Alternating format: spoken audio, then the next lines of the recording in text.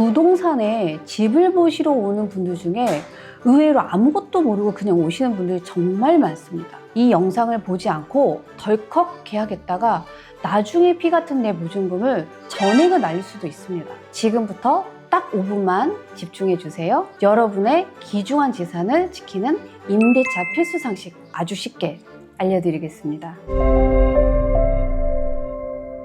안녕하세요. 부동산의 모든 것 진짜가 알려주는 진짜 부동산 깡프로입니다. 집이 마음에 들면 보통 뭘 먼저 물어보시나요? 아마 월세 얼마예요? 보증금은요? 이렇게 물어보실 텐데요. 월세는 임대료라고도 하는데요. 집을 빌리는 대가로 한 달에 한 번씩 집주인에게 내는 비용을 말합니다. 그럼 보증금은 도대체 왜 내는 걸까요?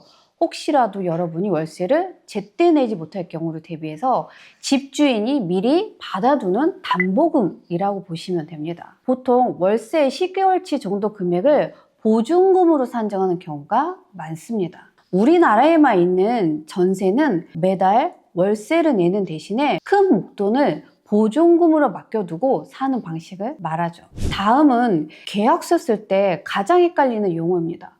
바로 임대인과 임차인인데요. 이 두 단어만 확실히 구분해도 부동산 초보는 탈출합니다. 임대인은 집주인입니다. 길거리 가다 보면 건물에 임대라고 적힌 현수막을 많이 보셨죠? 그거는 누가 걸어놨겠어요? 당연히 집주인이 내 집 세놓습니다 하고 걸어둔 거겠죠. 그러니까 임대인은 빌려주는 사람, 즉 집주인입니다. 반대로 임차인은 세입자랑 같은 말입니다. 임차의 차는 빌릴 차를 한자로 씁니다. 즉 돈을 내고 남의 물건을 빌려 쓰는 사람을 임차인이라고 생각하면 절대 헷갈리지 않으실 겁니다. 집 평수로 물어볼 때도 주의하셔야 합니다. 전용 면적과 계약 면적 두 가지 차이를 아셔야 하는데요. 전용 면적은 현관문을 열고 들어갔을 때 실제 내가 쓰고 자고 밥 먹는 실제 내부 면적만을 말하는 겁니다. 반면에 계약 면적은 복도나 계단, 주차장처럼 다른 사람과 같이 쓰는 공용 면적을 싹 다 포함한 면적입니다. 그래서 방 크기를 가늠하실 때 무조건 전용 면적이 몇 평인지를 체크하셔야 합니다. 집이 마음에 들어서 이제 돈을 보내려고 하는데 부동산에 가서 가계약금 먼저 거세요 라고 할 때가 있고 바로 계약금을 입금하세요 라고 할 때가 있죠. 이 둘은 무슨 차이일까요?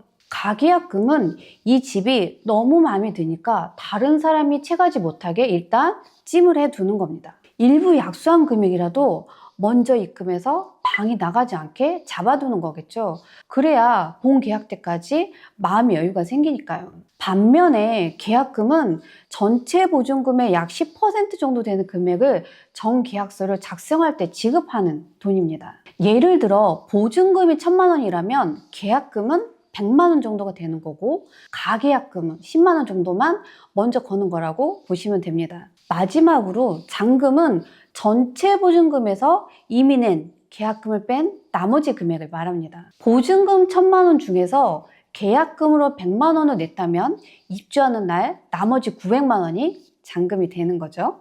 자, 여기서부터 오늘의 영상 핵심입니다. 계약 전에 이거 확인 안 하면 진짜 큰일 납니다. 바로 등기부 등본입니다. 등기부 등본은 이 사람이 진짜의 집주인이 맞는지 확인해주는 가장 기본적인 신분증 같은 서류입니다. 여기에 적혀있는 소유주 이름과 계약하러 나온 사람의 신분증이 일치하는지 두 눈으로 똑똑히 확인하셔야 됩니다. 만약에 집주인 대신 다른 사람이 나왔다면 반드시 위임장이 있는지 확인하셔야 하고요. 등기부 등본을 볼 때 더 중요한 게 있습니다. 바로 이 집에 빚이 얼마 있는지 확인하는 건데요. 등기부 등본에는 대출금이라고 친절하게 적혀 있지 않습니다. 대신 근저당이라는 어려운 단어가 적혀 있을 텐데요. 근저당은 집주인이 집을 담보로 은행에서 돈을 빌렸다는 뜻입니다. 만약에 집 가격 대비 대출받은 금액이 80%가 넘어간다면 그 집은 입주를 심각하게 고려해 보셔야 합니다. 나중에 집이 경매로 넘어가면